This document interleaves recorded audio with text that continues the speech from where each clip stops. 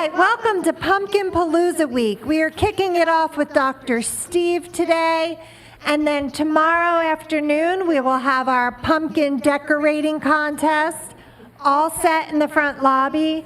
We have a record-breaking number of staff entries to add this year, so make sure you come down and vote on that all week.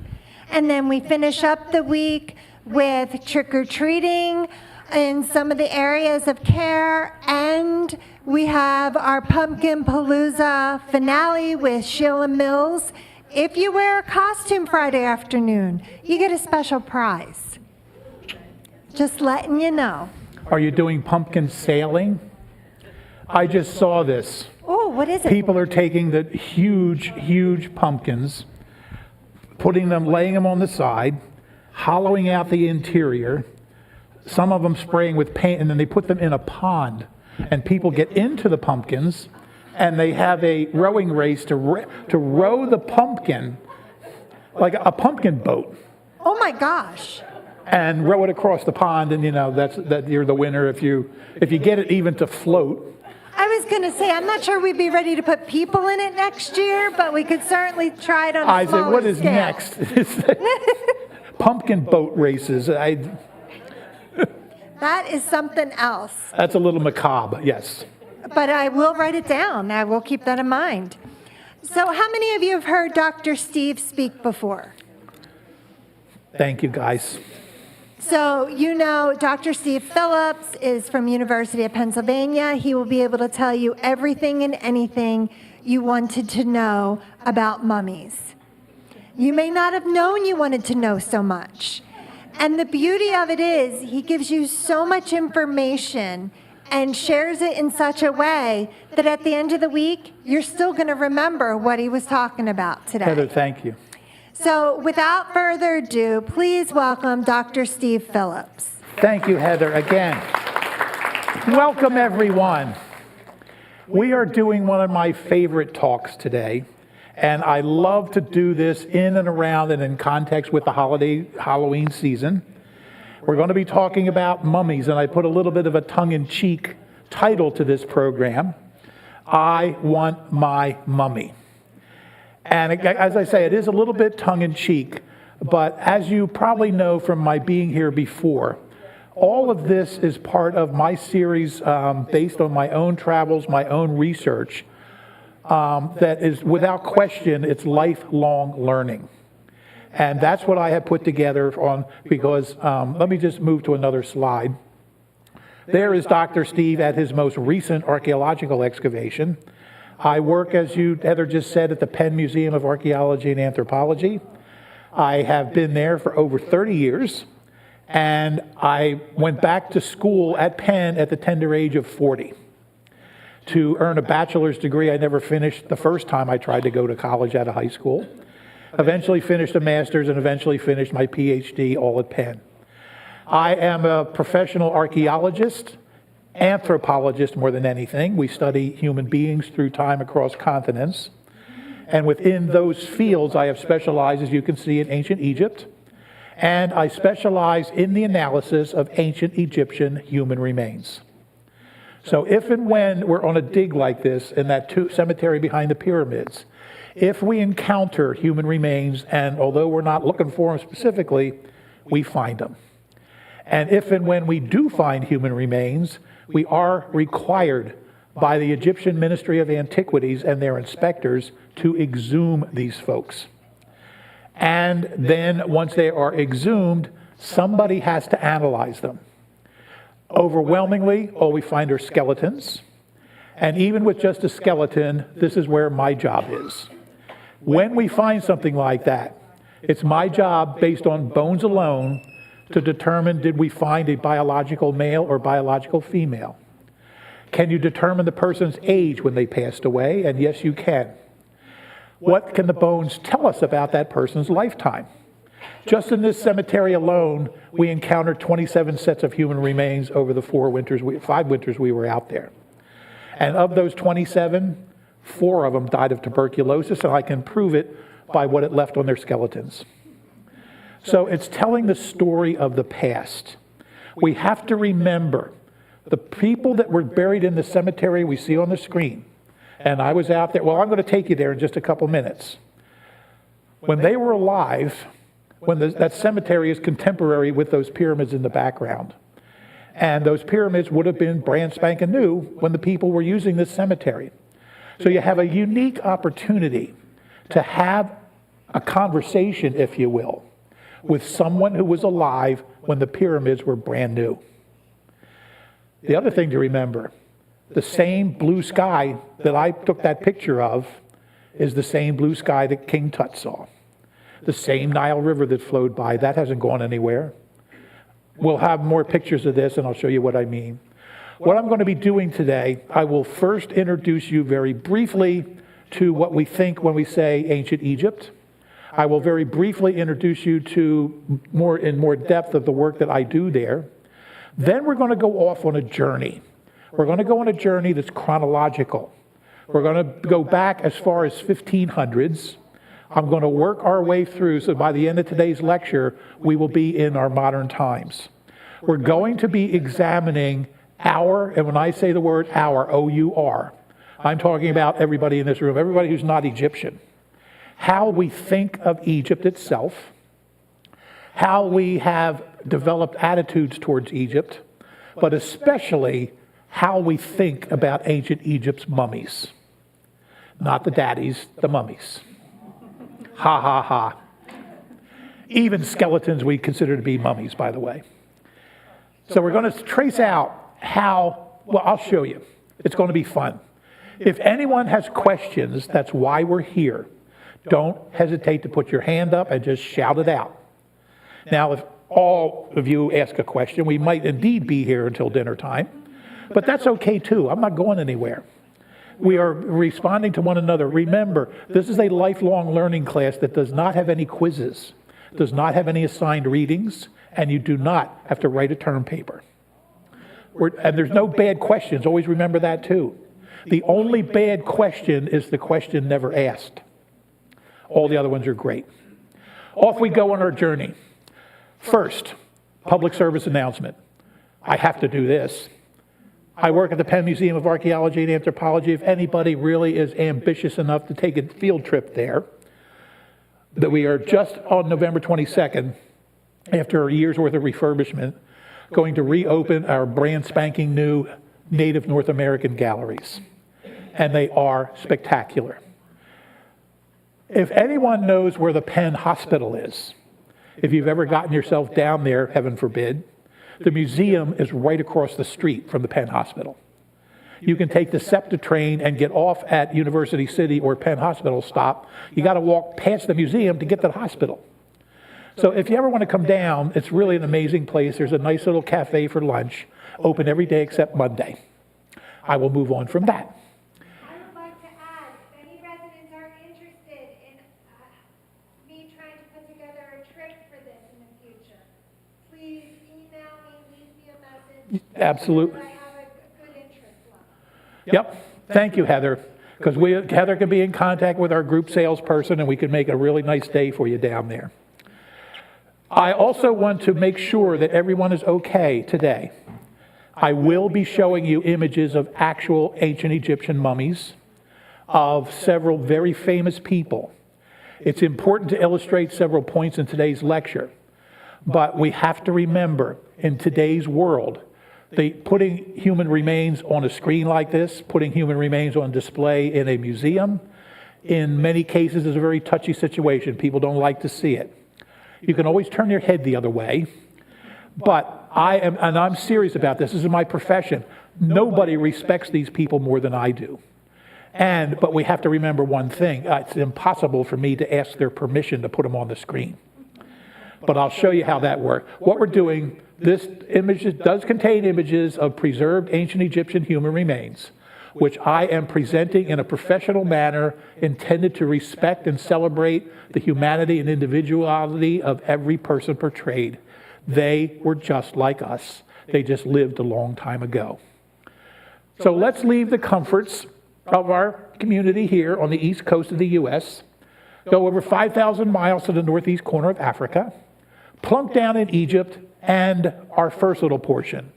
When I say Egypt, when you think Egypt, when you're about to go to Egypt, certain things instantly pop into our minds.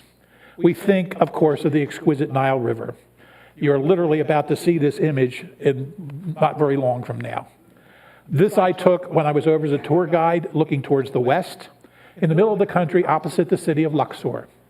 Those hills, those mountains out there, in fact, right down at the other side of that ridge, that's where the famous Valley of the Kings is located, where they did find Tutankhamun's tomb back in 1922. So it's a very, very famous part, and this is what I mean about the timelessness of Egypt itself. The sky hasn't changed since King Tut's time. Those mountains haven't changed. The vegetation along the riverbank, although it comes and goes, the species of plants have not changed. The river hasn't changed or gone anywhere. If you were King Tut or you were Ramses the Great, the view there would have been exactly the same that they saw in their lifetimes. Something else to keep in mind, the depth of time. The pyramids were built in 2550 before our Common Era, BC. We know this without question. The archaeological evidence is overwhelming for this. I absolutely guarantee you that aliens did not help build the pyramids. Seriously, I'm sorry. It's very clear the Egyptians did it themselves. But the reason I want to talk about that, we are in the year 2025. They built the pyramids in 2550 before our Common Era, 4,500 years. Cleopatra and Julius Caesar were born in the 1st century before our Common Era. And we can also use the 0 point on the calendar for the birth of Jesus himself. When those people were born, the pyramids of Egypt had already been there for 2,500 years to them. Cleopatra and Julius Caesar are closer in time to the iPhone than they were to the building of the pyramids by 500 years. This is the kind of time we're dealing with. Also, when we think of Egypt, of course, pyramids, Sphinx, all of that wonderful stuff. We also think of these guys. An actual ancient Egyptian mummy that was created at the time the pyramids were brand new. He's now residing in a museum in Turin, Italy. Beautifully wrapped from the day. They even painted facial features onto the wrappings up here to try to make the person look more natural in death, as close as they can to what he looked like in life, I suppose. But these are very, very well preserved human remains. We refer to these as mummies. The word mummy originated in Persian. It then was imported into Arabic, from Arabic into English, which is where we get our word mummy, M-U-M-M-Y. So that is the reality of mummies. I'm an example of studying them, and I'll show you another example in just a sec. But it hasn't always been this way. We move a little closer, because when I say mummies, especially at Halloween, do we think of things like this? Do we think of things like this? You betcha. Where'd that all come from? I want my mummy is what I say, because Halloween time, boy, are we going to have mummies. But I want to do a reality check today, and I'll show you what I mean. I begin and open our class, again, up in the northern part of the country, where the Great Pyramids are located. I am a staff member of the Cairo University, Brown University, Giza expedition. Locally in Egypt, where the pyramids are located, the neighborhood is called Giza. We are behind the Great Pyramids on the northwest corner. And we were out there every January we were there in 02, 03, 04, 05, 06, and we went back in 09, and our 900 and some page book finally came out in 2021, I think it was. But that's our team, lots of local folks to help us with the digging, and yours truly back there in the background with my genuine Indiana Jones hat. Not because I want to think that I'm Indiana Jones, but because it keeps the sun off my bald head. It really works. That's our team. Something else I want to point out. This is a satellite view, so there's Pyramid 1 and Pyramid 2 and Pyramid 3, and the Sphinx is right there. Back in this corner is where you just saw me sitting on the tomb. But what is also we don't really realize, in front of this first pyramid, there's 1, 2, 3, 4, 5 satellite pyramids for the royal family of that guy. In the little one down here, there's 1, 2, 3 little pyramids on the south side of this one for his royal family. So there's not 3 there, there's more like 11 pyramids there. All of this is cemetery. All of this is cemetery. All of this is cemetery. All of this is cemetery. This round-looking thing here is not a flying saucer left over by the aliens, it's a concert hall. You can go and watch a production of Aida here with the pyramids in the background. So we're clearing the part in the upper left, up in here. Whoops, I didn't want to show you that yet. There's the Sphinx, right? See him? Facing towards the right. I put the arrow here because that's the area where you sit down and watch the sound and light show every night. When you're done your food, if you want, our gift to the ancient world is this place, which is directly across the parking lot from the Great Sphinx. These are actually everywhere in the big cities of Egypt, and they're always dualed up like this with KFC on the ground floor and a Pizza Hut on the second floor. The only thing I can say is for experimental archaeology, we one time went to that Pizza Hut up there on the second floor. Pizza tastes the same, the menu's the same. The difference is when you're sitting in this window right here up on the third floor, right across the parking lot, you look out, the Sphinx is there at eye level with the pyramids in behind it. I guarantee you there's not a view from a Pizza Hut around here like that. That's today. This is what our excavation actually looks like. We have been clearing away heavy sand like this. There's a rampway here that leads to a big tomb over there. I'm standing on a big tomb to take the photograph. In between the two, down on ground level, you can see every possible square inch is covered with tombs and the remains of tombs. So we are in there to make a map, which has never been done.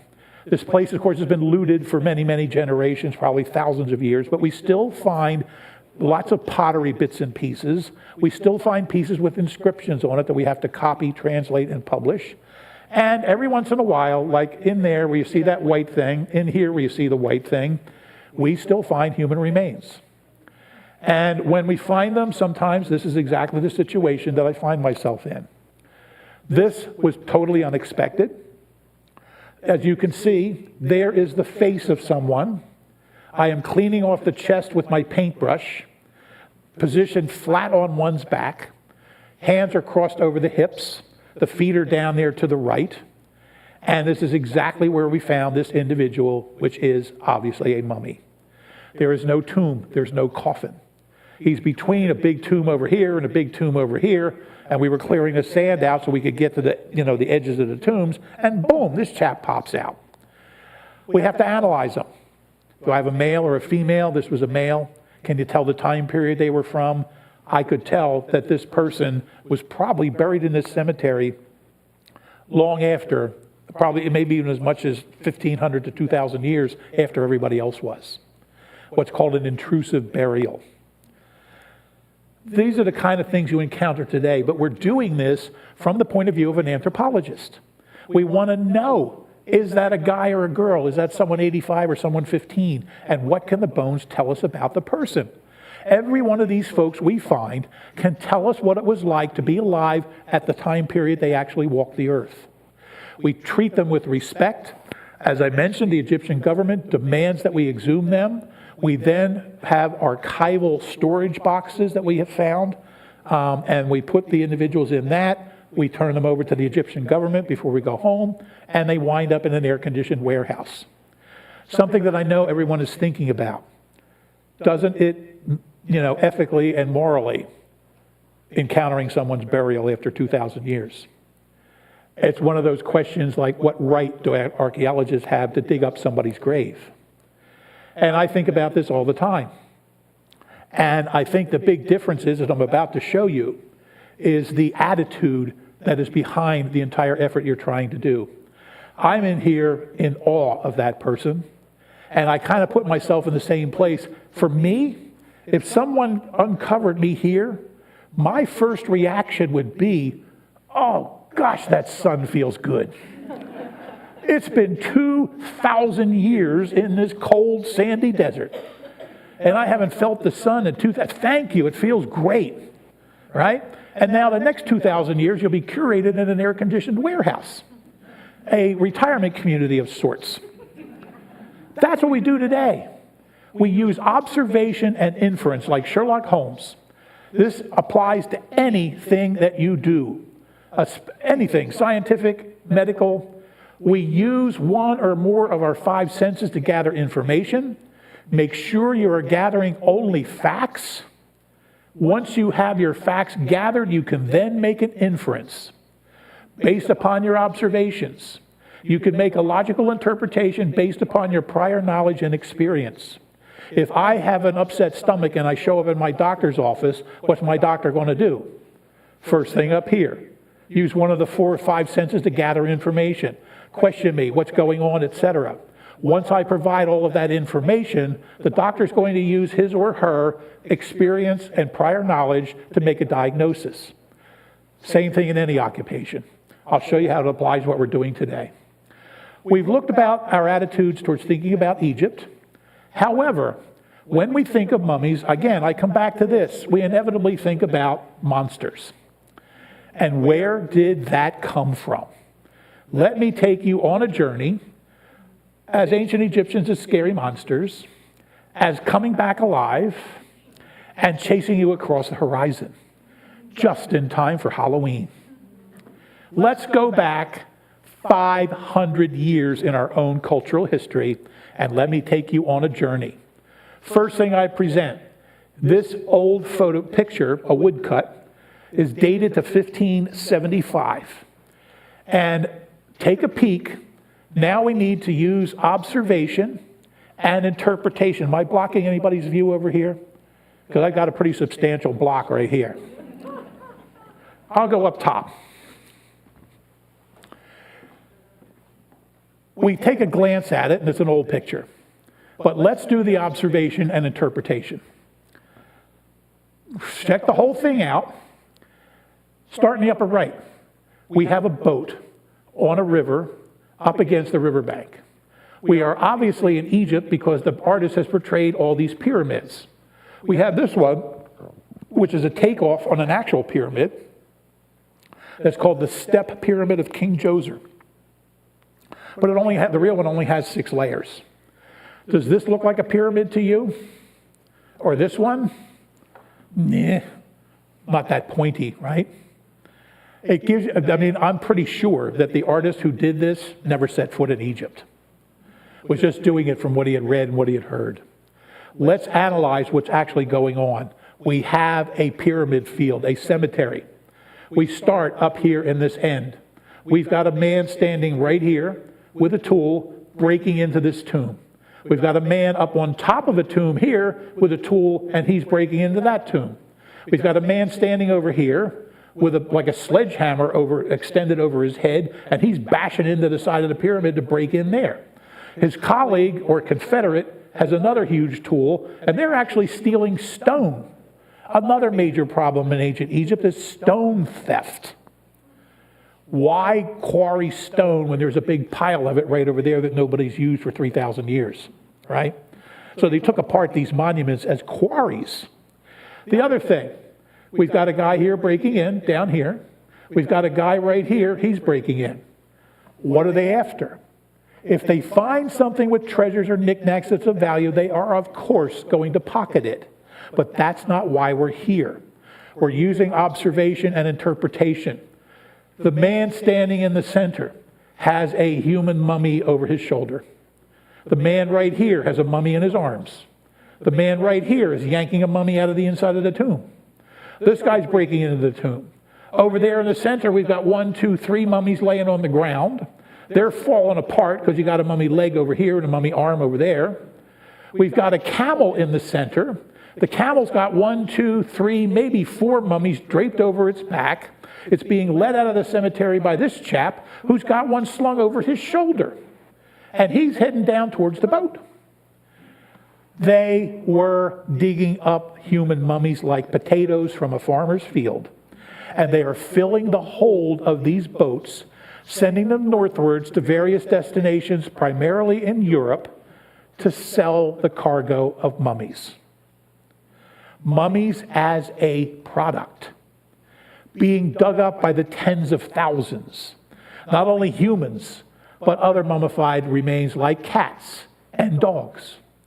filling ships, sending them to Europe, to the United Kingdom. You can read in the newspaper the announcement, the so-and-so ship is arriving from Alexandria, cargo, cat mummies. You could go to the dock, you could bid on part of the cargo or the entire thing, and you could take them home. An entire industry of digging up mummies. And I hope everyone is thinking, what do you mean by digging up mummies as a product? It doesn't stop in the 1500s. Another old woodcut from 1668, also set at this site called Saqqara. Where in the upper left, we've got two men lowering a man down into an underground tomb complex. Inside the underground tomb complex, we've got 1, 2, 3 coffins with the lids popped open. They themselves today would be extremely important to find, but these guys don't seem to be interested in that at all because they've already yanked the mummy out here. They're ready to yank the mummy out of that one. They pulled the mummy out of here and have it laying on the ground. The mummy back in here is about to be pulled out. They too, 100 years later, are digging up mummies to fill up boats to ship out to be auctioned off. 100 years of this going on. And I take you to 1878. A very famous photograph by a guy named Beato. It's, sepia toned. That fella right there is probably the shop owner, maybe taking a little siesta after lunch.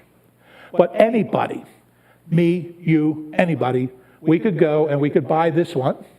You could buy this one, or you could buy this one, or you could buy the pottery. In the 1870s, the trade in antiquities was still very active and sadly still very popular throughout the world.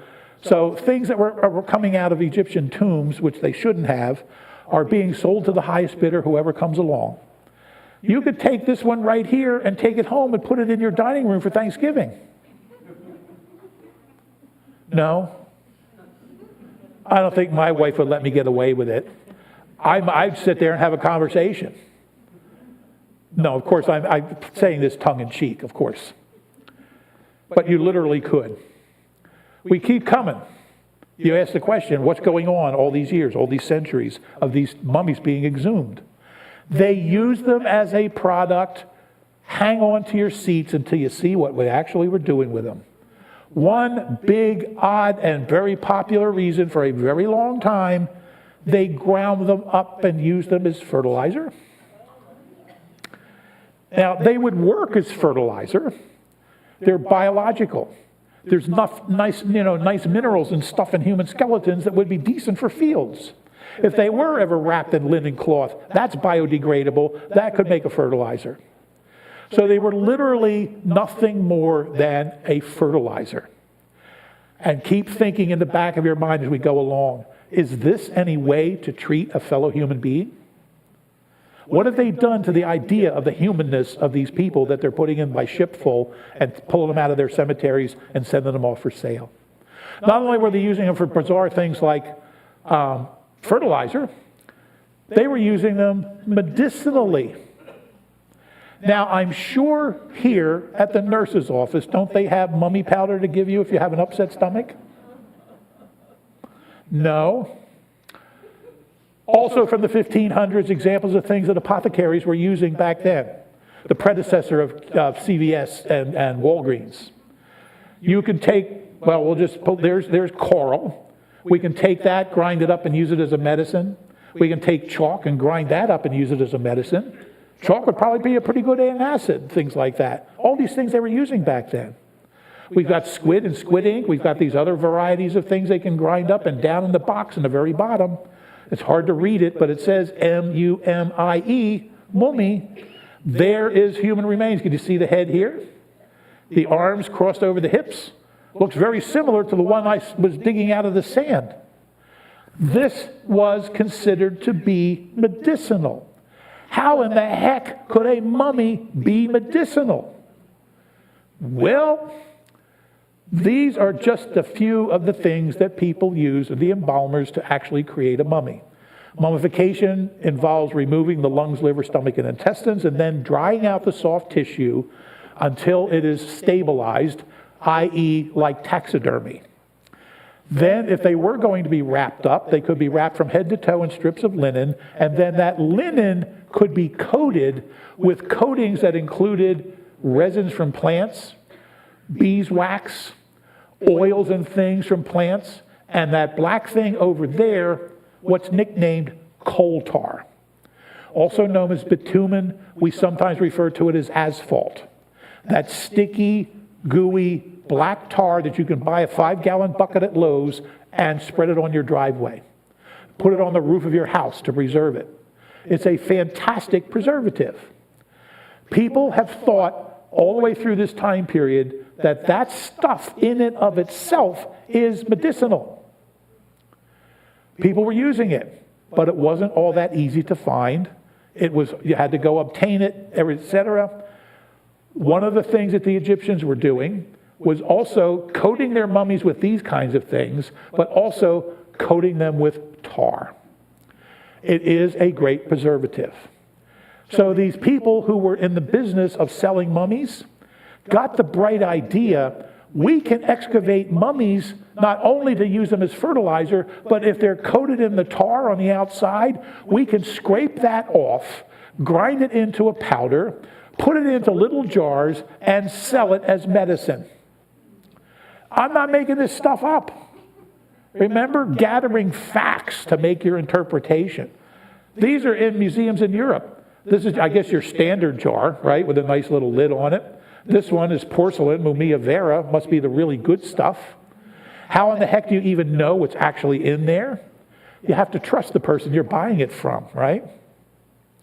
As recently as the beginning of the 20th century, this stuff was still around.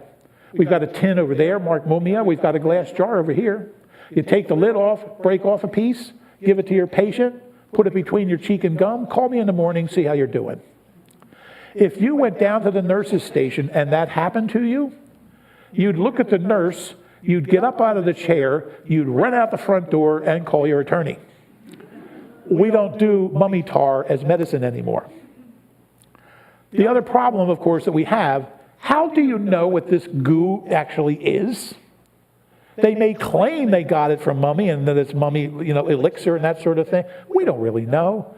I've read articles where people claim that maybe the supply of old Egyptian mummies was starting to run low. So they started tearing through cemeteries that weren't all that old. Eek. I'm not making it up. This is how they treated the remains of fellow human beings. However, of course, coal tar is a medicinal product. As I was preparing this lecture, I'm thinking, right, that's stupid. Until I happened to look around, is it still with us? Let's go to the CVS. Let's buy this organic shampoo for people with scalp issues. And what is the primary component? Coal tar. It works. If you've got skin conditions such as psoriasis, you can buy this ointment, and it's intensive strength, a coal tar formula. Now, they're using actual coal tar. We no longer dig up cemeteries of mummies to obtain it. Even in the course of looking this up, there are companies out there that sell itty-bitty little containers of this stuff. It oozes out of the mountains in Nepal and Tibet. And they gather little bits of this stuff, they put it in itty-bitty little containers, and they sell it called shilajit. You're supposed to take a rice-sized grain of it, liquid, mix it in hot water, and drink it like a tea. I did try it as experimental archaeologist. It's exactly what you would imagine. Imagine drinking your roof. It's exactly what it tastes like and smells like. I can't say that I'm an aficionado of this stuff, no. Things begin to change. We're moving forward in time. The origins of the science, a whole other pathway of studying ancient Egyptian human remains, begins in the early 1800s. In 1830s and 1820s, this very famous painting of a French expedition coming from Europe, digging in cemeteries in Egypt, pulling out the gloriously painted coffins, and over there on the left is a poster from an exhibition in Paris in 1824. What is happening here? The early 1800s, people are starting to build big museums. The British Museum in London, the Louvre Museum in Paris, the Turin Museum in Italy, the Metropolitan Museum of Art in New York, the Boston Museum of Fine Arts, etc., many, many places, the Penn Museum in the late 1800s. They're filling them with artifacts. They start by bringing things from the classical world because we want to identify with that. We want things from Rome, we want things from Greece, we want things from the Eastern Mediterranean. By the early 1800s, tourism starts getting really heavy duty in Egypt. People start pouring into the country to visit this ancient magical land. In 1869, the Suez Canal opens up, which opened Egypt to the entire world. In 1841, tourism begins. By the 1870s, there's dozens of tour bus boats going up and down the Nile River, following tour routes that are still in use to this very day for travel. So Egypt becomes a world destination. People from all over, and the interest in Egypt begins to explode. In the middle of the 1800s, well, first of all, 1834, an English physician by the name of Thomas Pettigrew, he published what many consider to be the first legitimate study, scholarly study of ancient Egypt's mummies. He wanted to know how they created them. He wanted to know what they could tell us about the individuals. He publishes this very famous book called History of Egyptian Mummies. The worship and embalming of the sacred animals is included, and his is the first really, the kickoff of the scientific study of the mummies which we do to this very day. He did it by visual things. He did it by way of autopsies. He even, at one point, becomes famous in high society in London because he would do an autopsy on a mummy after a fancy dinner party in his house. The key on the invitation, you could stay afterwards, we will unwrap a mummy. I've never gotten one of those invitations, but I would sure go. Mummies are moving where? Into entertainment. We've kind of got the scientific side going on one side, but he can't resist the entertainment side, the popularity of these mummies. We come to 1864. An actual poster, Professor Anderson's going to give a talk at the New York Historical Society at 7 o'clock. When he is done his lecture, to be followed by unrolling of the mummy. People love this stuff. I asked if I could have one to bring with me today that we could take apart here on the stage, but of course, that was declined. I tease. People lined up around the block to see this stuff. They loved it. Who knows what's inside this mummy? It could be a prince or a princess, could be jewels in there. People loved it. Remember, Professor Anderson could just buy as many as he wanted. He can travel around his whole route with his covered wagon, and in the back of the wagon he's got stacks of ancient Egyptian mummies, and he's going to do the lectures and unwrap the mummies. People came from all over everywhere. The scientific side still continues. We move to 1908. We're coming towards our own time period. This is a close-up of a very famous photograph taken in 1908 of Manchester University's medical school. Manchester University in England. The scene is right out of Hollywood. You have an auditorium with a big room like this one, and the seating is way in the back, and it's horseshoe shaped and goes up in tiers. So you've got the medical students all sitting up in there, looking down on the stage where this is going on. What we have here is an Egyptian mummy in terrible state of disrepair. It's being autopsied. Because this woman right here is Dr. Margaret Murray. She is a medical professional. Everyone with her are medical professionals. She became one of the world's first female Egyptologists. Her books are still in print and still useful to this very day. They are doing a medical autopsy on this mummy as part of the lesson for the medical school that day. Because people like her are starting to realize how much information these people can provide for us. These people meaning the mummies. They can tell us about their health. They can tell us about disease. They can tell us about their diet. They can tell us about their average height, about their average age. Most ancient Egyptians lived 45 to 55 years, if that. A host of anthropological information can come by doing a professional autopsy on these individuals. So that's great from that side. They're at least treating them with respect, but they're still destroying them. You can't put them back together again. We have the same sort of thing going on to this very day, but we use technology that does not harm one single thread on the mummy itself. Anybody want to take a guess? CT scans. You can CT scan an ancient Egyptian mummy the same as you or I can be CT scanned. We also use X-ray technology, which came along before with the start of use of CT scans. Over the last 10, 15 years, we have taken all the human remains mummies from our collection at the Penn Museum across the street to the Penn Hospital, where they gave us permission to use the CT scanner. We just had to cover the time and the salary of the person running the machine. Let me tell you, the guys sitting at the admissions desk on the front door are not generally used to seeing deceased people come in instead of going out. But what this does, you can analyze them down to you can see right through wrappings and everything else without harming a single thread on the mummy and get more detail than you can ever imagine. That's today. This is then. This is a start, but we no longer do it. It doesn't stop there. We come into the 20th century, we get mummies everywhere, and an interest in ancient Egypt pops up everywhere. We get, by the 1910s, sheet music with an Egyptian theme. I chose this one, like for a foxtrot. What do they call it? At the Mummy's Ball. We have a faux Egyptian temple over here. We got a pyramid back there to give us context. We've got Egyptian coffins standing around talking to each other before they go into the ball. They have reanimated these ancient Egyptians, they brought them back to life, and they've given them a social context. They're going to the ball, the same as everybody else would have been doing back in the 1910s.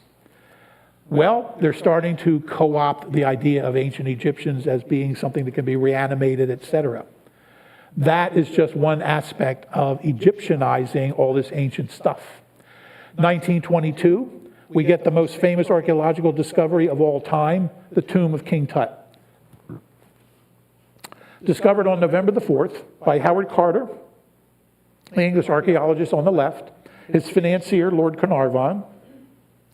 And Lord Carnarvon, as you probably remember and know, owns, and his family still owns, Highclere Castle in England, where they filmed all of Downton Abbey. Same guy. 16 steps led down into the bottom of the Valley of the Kings, 2 doorways and a passageway that were still intact. They entered the tomb, and of course the rest we all know, glorious, glorious treasures, including the solid gold mask over the mummy's head. That alone is over 22 pounds of solid gold and precious stones. He was buried in 3 coffins nested together like Russian dolls. The third innermost coffin containing his actual human remains, which was life-size, the entire coffin was solid gold. 245 pounds of it. Imagine today, what is it, $3,000, $4,000 an ounce? Just one piece of jewelry on the right-hand side of this tomb that was nearly intact and stuffed with artifacts. The reason this is so key and so important, the discovery of this tomb set off an interest in ancient Egypt like we had never seen before. It remains to this very day one of the greatest archaeological discoveries of all time. People were absolutely enthralled by it. People went by droves to Egypt to stand outside the tomb in the hot desert sun, waiting to see what Howard Carter's going to bring up from the tomb next. This exploded the world of ancient Egypt in Western popular culture. We could not get enough of it. I'm willing to bet there are more than one of you in here that inherited a bracelet from your mom or your grandmom and a scarabs. That's where the inspiration came from. Those were very popular in the 1920s and 1930s. Things, artifacts made into Egyptian theme came everywhere. I've got another whole class on Egyptomania. I'm just going to give you a taste of it. This is Egyptomania. That lamp made by Aronson back in the 1920s. The base of the lamp is an Egyptian coffin. You can open it up and there is a solid brass Egyptian mummy in there that you can take out and hold in your hand. The original versions of this included a glass shade made by Tiffany. You know what that means, right? It's very difficult to find one of these anymore, but just hunting around, I found one that's been on eBay for at least 10 years. They want $13,000 for it. I don't think if I had $13,000, I would spend it on a lamp. They're hoping someone will.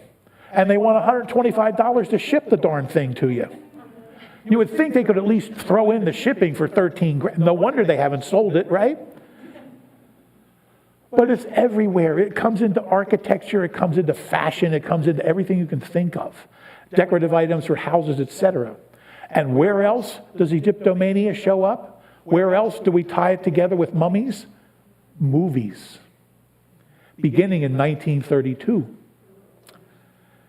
Boris Karloff, directed by Karl Amel, with Zita Johann, Hungarian actress who moved to Hollywood to begin her career. We have Boris Karloff dressed up or made up as an Egyptian mummy. The theme of this whole show, the British Museum is on an excavation in Egypt. Remember, this is only 10 years after the discovery of King Tut's tomb. Very fresh in everybody's mind. It took Howard Carter 10 Januaries in a row to empty out all the contents of the tomb. So it was very fresh in people's minds. And we have Boris Karloff exactly as you see him. And they open up the coffin lid, and there's a box in next to him. And inside the box is a rolled up piece of papyrus. And we have, of course, the old professor sees the papyrus. He said, we'll work on this tomorrow. Do not touch it. Let's go to bed. What does the young archaeologist do? Of course, in the middle of the night, sneaks into the laboratory tent, gets the papyrus out, unrolls it, starts reading it out loud, and the next thing you know, he looks up from his work and,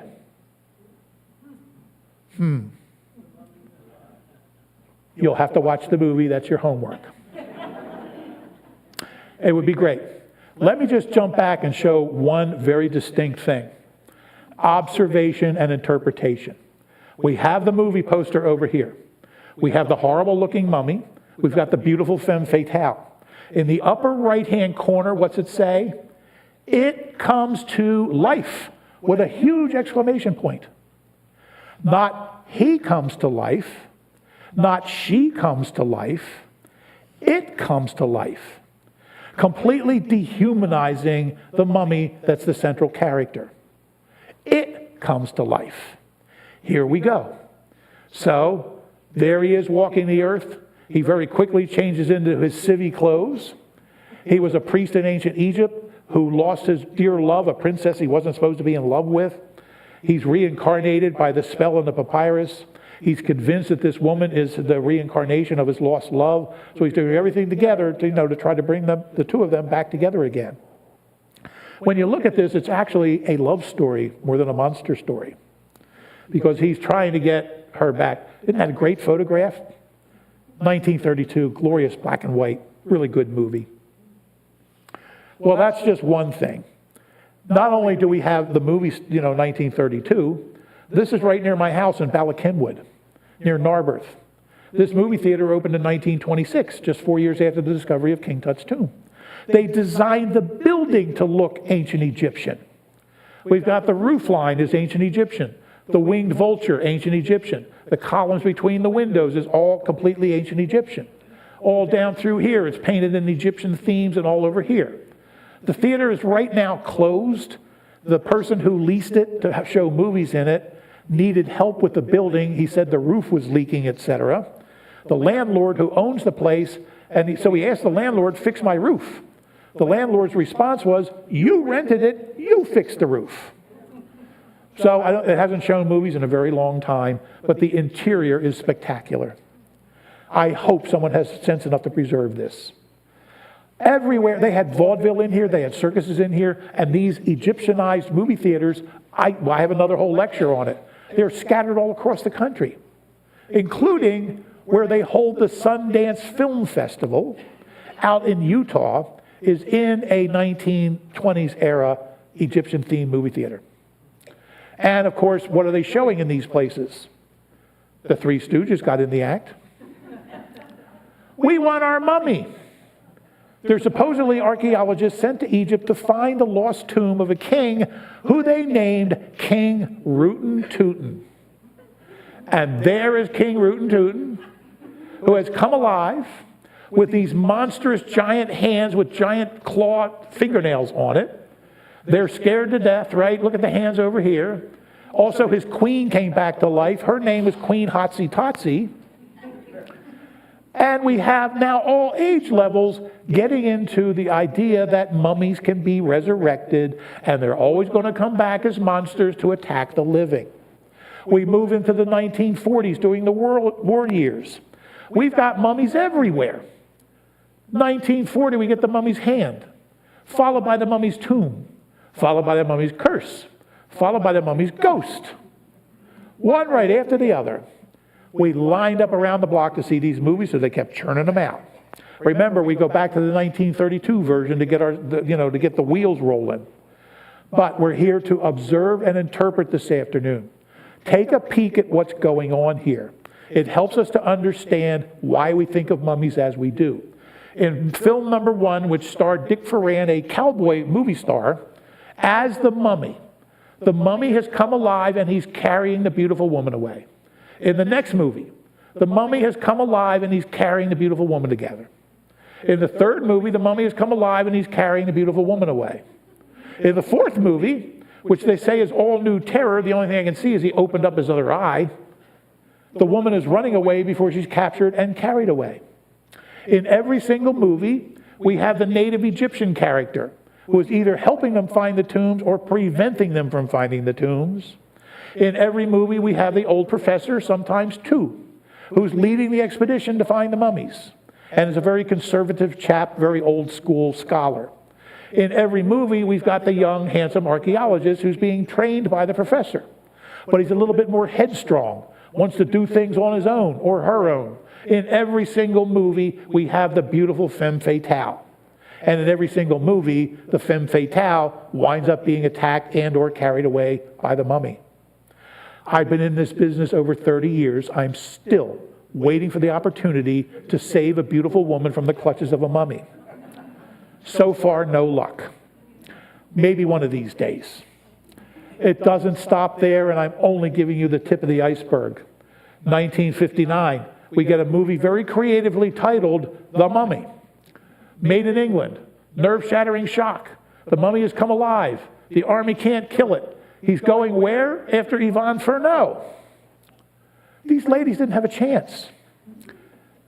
We've got Peter Cushing in this one and Christopher Lee, very good actors.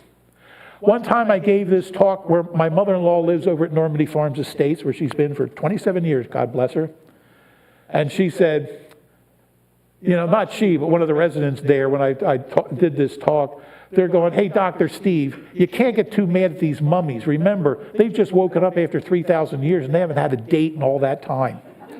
So maybe that's why they're going after these ladies all the time. Same theme, right? Going all the way back to 1932, 1964. Let's combine the words, Curse of the Mummy's Tomb, let's mush it all together. We've got nice stars again, half bone, half bandage, and all blood-curdling horror. And the mummy has come alive and captured the lady. There's an original idea. Until we get to our modern era, 1999. Brendan Fraser, Rachel Weisz, in a movie very creatively titled The Mummy. Here now we've got vastly better special effects for the mummy to come alive. The entire desert rises up and becomes a mummy. Rachel Weisz gets a little bit too, the mummy is after her. She's recreated, the same theme. She's the reincarnated spirit of a princess that this guy was in love with. And guess what? Brendan Fraser gets to save her from the clutches of a mummy. And they made like 2 or maybe 3 sequels of this after it was over. And even in 2017, Tom Cruise jumped into the swimming pool of mummies with a mummy that he made that they called creatively The Mummy. The difference in this one, the setting was in Baghdad, Iraq, quite a few ways away from Egypt. And the character of the mummy was a female versus a male for one of the first times. Let me move away from all of that craziness to the reality of what's going on. Are you ready for a couple of real ancient Egyptian mummies? Everybody's like totally silent. Well, guess what? We come to that part. The dead really do tell tales, and I mean that. Ancient Egyptian historical figures.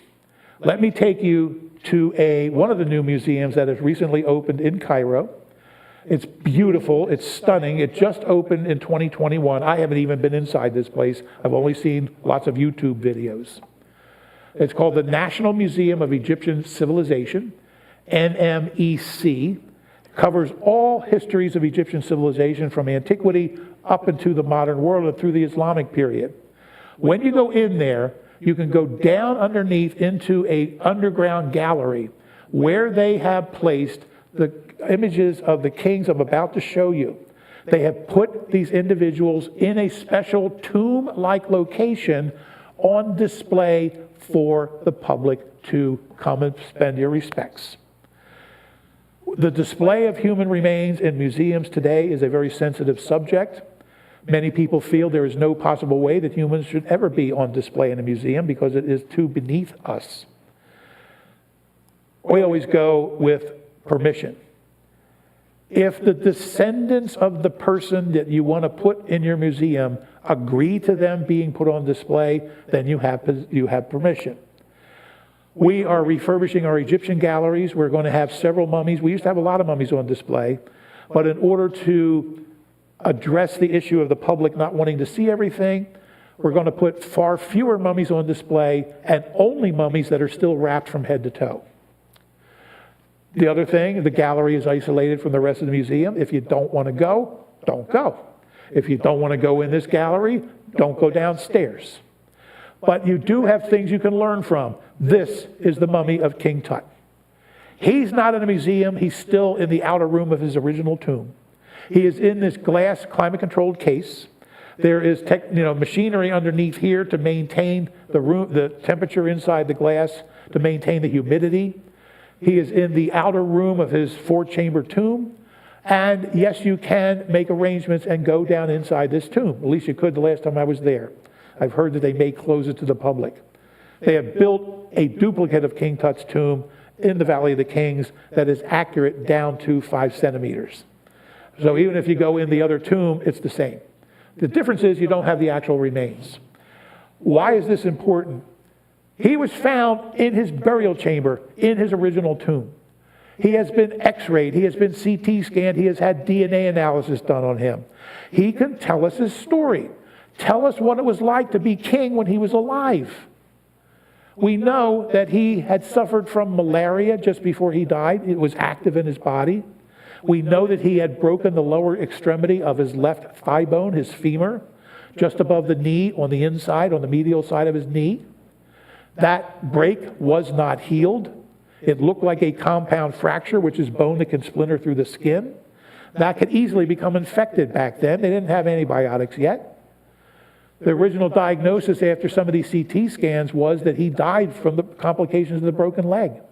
But then subsequent studies of his DNA have told us, A, many of the kings and queens during most of Egyptian history were notorious for trying to preserve the purity of their families. Fathers married daughters and produced kids. Brothers married sisters and produced kids. We recoil in horror of that today. Not only the moral side, but we also know the genetic consequences of that kind of activity. He was not a particularly healthy person ever. CT scans, his dentition. Great way to determine someone's age if you are youngish. He was just getting his wisdom teeth coming in. You probably won't remember getting your wisdom teeth, your third molars, upper and lower, and back of your jaw. We don't get them until we're in our mid to late teens. The last set of teeth that come in. His were just erupting from his jawline. Wham! We know that he's all... The other thing, CT scans, we can look at his bones. We can look at whether his skeleton is completely mature or not. Human skeletons do not totally stop growing until we're in our mid-20s. We can tell by areas in the various bones, we know when they should fuse, and we know the pattern in which they will fuse. When you take the DNA analysis of his dentition, you take the x-rays and DNA and CT scanning of his skeleton, we can put his age at death pretty accurately between 18 and 20 years old. These are the stories that can come from these people who are deceased. They can tell you tales. He did have malaria on top of everything else. So when you've got malaria, when you've got a broken leg, when you're not that healthy to begin with, bye-bye. In fact, at 19 or 20, he was middle-aged. Get ready for this one. You've heard of him. Ramses the Great. The Ramses the Great. Not the Yul Brynner version, the real one. The studies of his mummy too. Now, let's just go over. First of all, when you look at this, you're going to go, but that's going to go away. Your inner curiosity is going to come out. You're going to go, is that really his skin tone? No. Egyptians, of course, are a dark-complected population. They occupy North Africa, lots of sun to adapt to. But he was discovered in 1885. He's been exposed to the air ever since.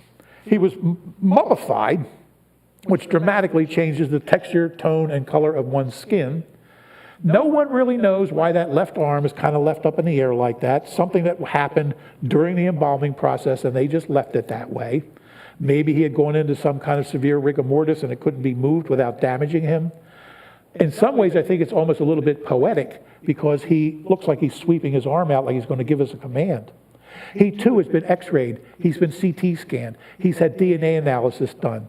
We have historic records from ancient Egypt describing this man as being in his 94th year. 94 years. An amazing achievement in his time period. CT scan analysis of his skeleton, or how worn out it is, have confirmed he was at least in his late 80s, maybe his early 90s when he passed. We also know that he had horrific dentition, which you can't see so good in that photograph. He had big abscesses around many of his teeth, especially the molars in the back. His teeth, upper and lower, were packed with solidified tartar and plaque. So he was not a healthy man, and he was probably in dental pain at the time he died. We also know, and this is true, he had at least 8 queens in the course of his life. We also know he's got records, at least 100 kids. I know, a busy guy. He's very famous, of course, for this monument that I hope you're going to be able to see at Abu Simbel. This is at the border of modern-day Egypt and Sudan. In antiquity, Sudan was called Nubia. This would be if you're coming from the south out of Nubia and you're entering into Egypt. You see this on the western bank of the Nile River, and you are meant to be in awe of the power of Ramses the Great. 4 monumental statues, each of which are over 65 feet high. The entire monument is over 100 feet high, and the whole thing was carved out of the face of a mountain. It's overwhelming when you go here, the size of this place. On top of the ancient achievement to carve this thing, this is one of the 2 that were cut into pieces in the 70s and moved out of the way of the flooding from the Aswan Dam. You may remember it was in the National Geographic for month after month after month. They cut this entire temple, and it goes deep inside the mountain with carved rooms in there. They moved it out of the way of the rising waters of the Nile River from the Aswan Dam. They moved it up about 150 feet and back about 200 feet. It's still there. A human would be dwarfed standing in the doorway. His successor, Ramses number 3, there was 11 kings that had that name. He looks a little bit worse for the wear, not quite as well preserved. His face looks pretty terrible. Eyes do not preserve in the mummification process because they're made of water. So they would often use bits and pieces of cloth or something like that to fill in the eye sockets. Yes, his teeth are original. Enamel is the hardest surface in the human body, and it preserves literally for millions of years. We find examples of teeth going back, huge gulfs of time. He looks pretty robust. His nose is squashed down. You can see it here and here. He probably had one of those solid gold masks on his head when he passed away, which is what pressed his nose down. I put this one here. I wanted to show it because of its similarity to something I've already shown you. Whoops. He built that temple, which you'll probably go see. It's phenomenal. Medinat Habu. But I wanted to put it here because does this guy over here, who they made up to be the mummy, look at all like this guy? You see it? He was found in the 1880s along with Ramses II. And he was, pictures of him had already been published by the time they made the movie in 1932. So a lot of people think that the makeup people were inspired for the makeup here with the cloth under the chin and everything else is exactly the same, that it may have been the inspiration for what they did. We come a little further. Hey, is everybody okay? You guys all right? We're going to get there. We're getting pretty close to the end. Were women mummified in ancient Egypt? Of course. Was everybody mummified in ancient Egypt? No. I would guess that the overwhelming majority of people were not mummified. You had to somehow or another be able to barter your way to get the expense and the time of the process covered. Overwhelmingly, most people were buried in shallow graves in the sand in cemeteries just outside their villages with no mummification done at all. One of the big things that creates mummies in Egypt, the environment. You place a deceased person in a pit in a desert grave. You put the dirt back in, the sand back in. The sun is beating down. It's just like, sitting on the beach too long with your feet in the sand. You can feel it warm up. The natural heat, the low humidity wick the moisture from the soft tissue of the deceased, and they can become mummified simply by having been buried. So you see that more than anything. But yes, we've got women, and here they are, two, at least just two. The eyes on the left are not real. Don't let it freak you out. I don't want people getting nightmares tonight because then Heather will be mad at me. The eyes are made of wood and painted over. Why would they do something like that? They're trying to make her look more natural. We, again, become observation and interpretation. We got to look close. Both of them have really puffy cheeks. Mummification shrivels you up, just like taxidermy, right? Just like, a fresh fish, when it's smoked and dried, becomes shriveled up.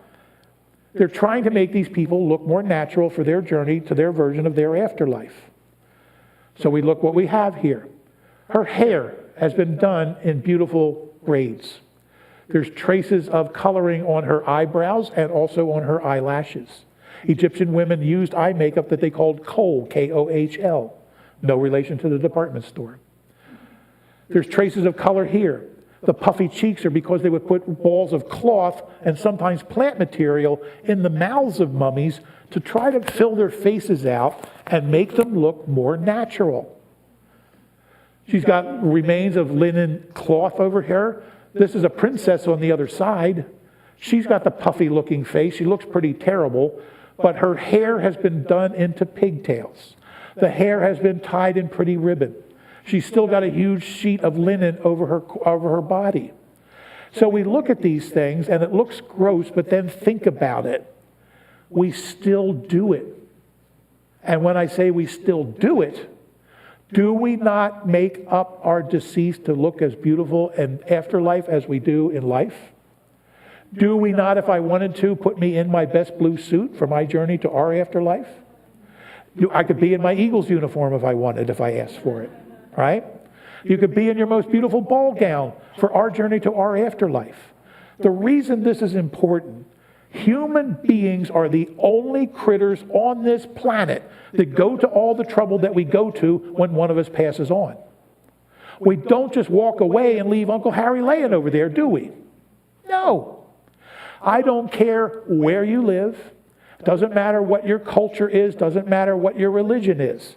It may be, and it is, hugely divergent as to what people physically do. But there is no human culture that doesn't do something when someone passes on. We may all have different ideas as to what happens next in terms of an afterlife or not. We may, in our world, choose between being buried or cremation. We don't have really any other choice. If I wanted to be mummified, who am I going to get to do it? It might not even be legal. I'll have to look it up in the laws of Pennsylvania. There's stuff that funeral directors have to do, right, to follow the law. It is a human activity, is what I'm trying to say. The ancient Egyptians were not creating mummies to be monsters. They were preparing their family members. This could be somebody's mom, somebody's sister, somebody's aunt, somebody's grandma who passed away. The ancient Egyptians had a very complicated view of what their afterlife was. They truly believed that death is merely a transition to another form of life. That we never really die, we just keep moving on in different dimensions. That's why they always hoped that you would come and visit their tomb and bring them food. And leave the food there instead of flowers. Because the soul, they believed, could consume those offerings of food. and sustain them in the next world. It's inspired me. I think I might ask for a roast beef hoagie to be put in there with me. 6-pack of Coca-Cola, some chips, and maybe some butterscotch crimpets. We never know. Is the food in heaven good? You have to be at somewhere at 4:30 every day? Or do you need to take a sandwich? Nobody's ever come back to explain it, but you see the point? They were doing then what we do today in the manner in which was acceptable for their culture at that time. We move out of that. Not only did they mummify humans, they also mummified, that's a goose in that coffin over there. Dried out and mummified, placed in a tomb as a food product. These are 2 mummified ducks, cast in white plaster, also put in a tomb as a food product. That is a mummified catfish. Could be a food product or whatever. That's in the Rosicrucian Museum out in California. We've got a mummified hawk here. There's the eye, there's the beak, the head's turned towards us. Look how elaborate the wrappings are. The lid of the little coffin has got the falcon head on it.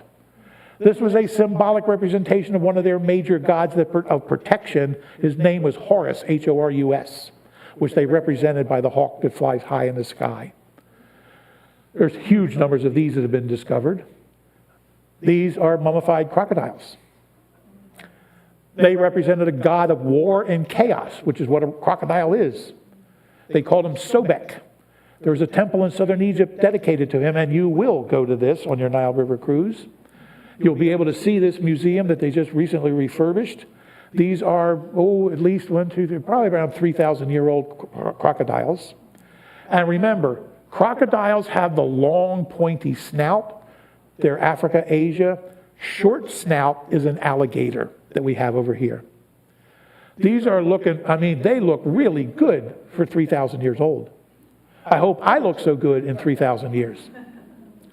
We also have mummified examples of cats. This is a coffin on the left, which you could open up the little door and put your cat mummy inside. They had pets the same as we do. That's something we can talk about in a future class if you like. They had pet cats, pet dogs, pet monkeys. And I have traced that out through time by way of artifacts. It's an interesting class. Look at how elaborate the wrappings are. I couldn't do that. That basket weave and the cat cover put this way and then placed in here. Again, it could be in your house, your pet cat. It represents a goddess that was believed to protect you. Her name was Bastet, B-A-S-T-E-T. And she was symbolically represented as a cat because a cat protects your house, right? Well, not mine, but it was all I could do to ever get my cat off the sofa, let alone chase away birds and vermin. We don't stop there. This is a granite coffin commissioned by a prince of Egypt whose name was Tutmosis. He so adored his cat that when it passed, he commissioned this coffin to be made for it. He had it mummified.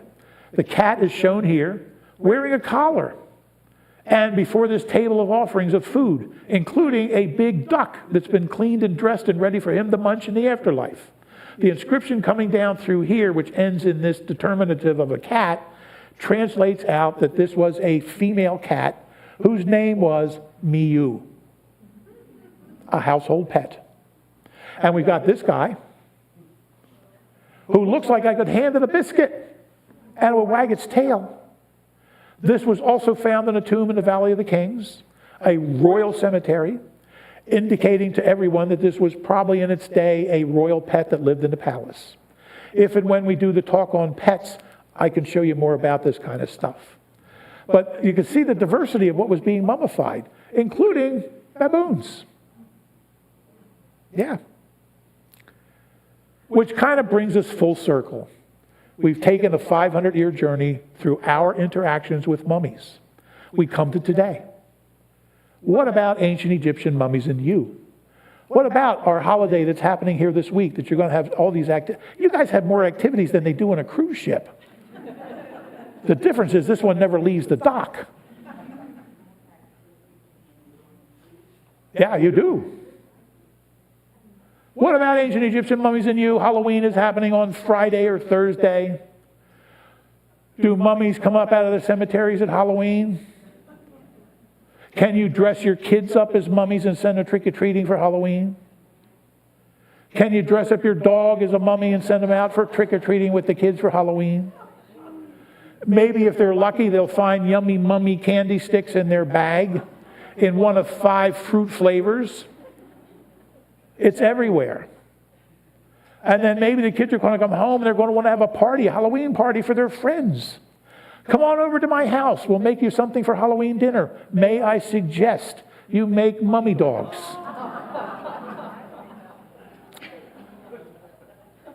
Pillsbury Crescent dinner roll dough.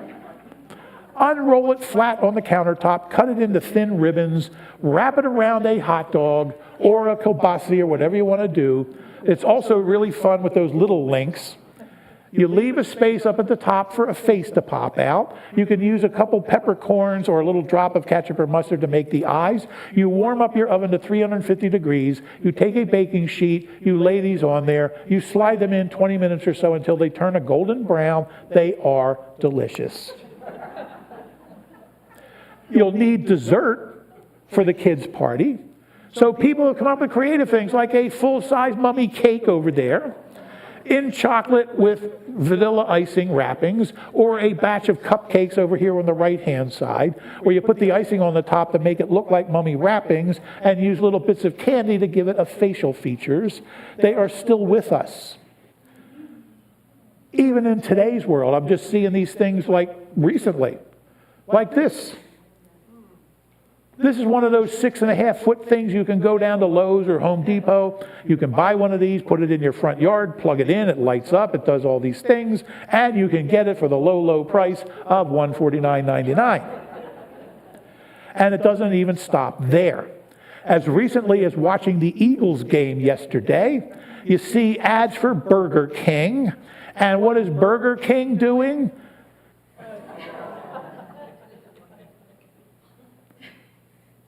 An entire mummy family.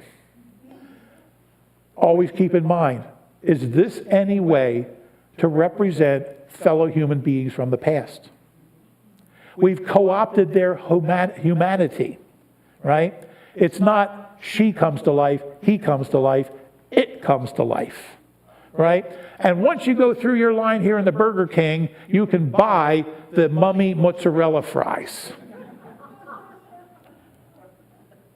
Or you can buy Absolute vodka. The ad they did back in, I guess it was the 90s or the 2000s, Absolute Karloff, where they took an Absolute bottle and wrapped it in old stuff to make it into an ad. They're still out there in action figures of all sorts. I like to collect this kind of junk, much to my wife's dismay. It's fun. They're everywhere. Mummy, mummy, mummy. The Mad Monster series, the horrible super monsters, super monsters, super monsters. In every single one, of course, it comes alive. We have it here on the left in a comic book. Thank you. What do they call it? The living mummy now. And what's featured on the cover? The mummy has come alive, and he's carrying the girl away. And we have, he waited 3,000 years to wreak the revenge of the monster. Not he, not she, it. And on the other side, another comic book called The Mummy. A book for kids. Can Don escape the mummy's curse in the terror of the tomb of death?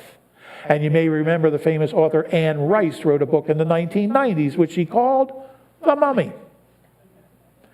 They're still on TV, but the difference with this one is that the mummy has come alive, but at least now the young lady is teaching him how to dance. A little bit happier happenstance. Which brings us back to the beginning. Are mummies going to chase you guys around the campus over the next few days? No. And you want to know who made mummies into monsters? We did. Thank you very much, right? We did it. So let's go to here, to the sunset of today's class. I am happy to stay if anybody has any questions. Thank you for your attendance. You have been wonderful. Now, I just need you to twist Heather's arms, and we can keep doing this as much as you'd like to have me here. I have worked in France. I can take you and show you some of the world's earliest art. You will be stunned. Have you ever heard of a cave called Lascaux? Lascaux. I have been in that cave, which has been closed to the public since 1963. Completely lucked out on a dig that I was on 4 summers in a row in the 1990s in southwest France.